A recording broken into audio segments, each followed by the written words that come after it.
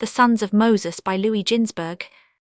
If Nebuchadnezzar thought that once he had the Jews in the regions of the Euphrates they were in his power forever, he was greatly mistaken. It was on the very banks of the great river that he suffered the loss of a number of his captives. When the first stop was made by the Euphrates, the Jews could no longer contain their grief, and they broke out into tears and bitter lamentations. Nebuchadnezzar bade them be silent, and as though to render obedience to his orders the harder, he called upon the Levites, the minstrels of the temple, to sing the songs of Zion for the entertainment of his guests at the banquet he had arranged. The Levites consulted with one another. Not enough that the temple lies in ashes because of our sins, should we add to our transgressions by coaxing music from the strings of our holy harps in honor of these dwarfs? 54, they said, and they determined to offer resistance. The murderous Babylonians mowed them down in heaps, yet they met death with high courage, for it saved their sacred instruments from the desecration of being used before idols and for the sake of idolaters. The Levites who survived the carnage, the sons of Moses, they were bit their own fingers off, and when they were asked to play, they showed their tyrants mutilated hands, with which it was impossible to manipulate their harps. 55, at the fall of night, a cloud descended and enveloped the sons of Moses and all who belonged to them. They were hidden from their enemies, while their own way was illuminated by a pillar of fire. The cloud and the pillar vanished at break of day, and before the sons of Moses lay a tract of land bordered by the sea on 3 sides. For their complete protection, God made the river Sambation to flow on the 4th side.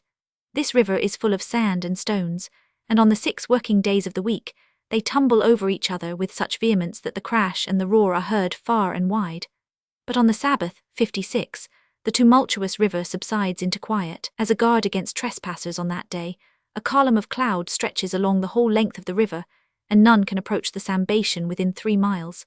Hedged in as they are, the sons of Moses yet communicate with their brethren of the tribes of Naphtali, Gad, and Asher, who dwell near the banks of the Sambation. Carrier pigeons bear letters hither and thither. In the land of the sons of Moses there are none but clean animals, and in every respect the inhabitants lead a holy and pure life, worthy of their ancestor Moses. They never use an oath, and if perchance an oath escapes the lips of one of them, he is at once reminded of the divine punishment connected with his act. His children will die at a tender age. The sons of Moses live peaceably and enjoy prosperity as equals through their common Jewish faith. They have need of neither prince nor judge, for they know not strife and litigation. Each works for the welfare of the community, and each takes from the common store only what will satisfy his needs. Their houses are built of equal height, that no one may deem himself above his neighbor, and that the fresh air may not be hindered from playing freely about all alike. Even at night their doors stand wide open, for they have naught to fear from thieves, nor are wild animals known in their land. They all attain a good old age. The son never dies before the father. When a death occurs, there is rejoicing, because the departed is known to have entered into life everlasting in loyalty to his faith. The birth of a child, on the other hand, calls forth mourning, for who can tell whether the being ushered into the world will be pious and faithful? The dead are buried near the doors of their own houses, in order that their survivors in all their comings and goings may be reminded of their own end. Disease is unknown among them, for they never sin, and sickness is sent only to purify from sins. 57.